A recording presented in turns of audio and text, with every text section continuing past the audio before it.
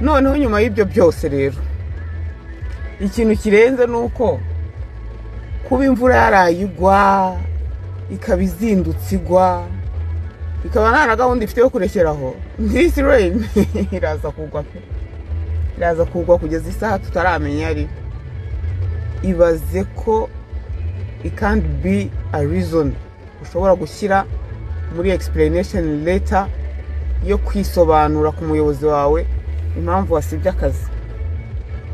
Mwandi kuvuga utinya kuba muyobozi nk'uko wabibonye ku munsi w'ejo imvura yarayigwa izinduka igwa hariho konje sinashoboraga kubyuka moto ntago byakundaga niyo mpamvu utambonye ku kazi.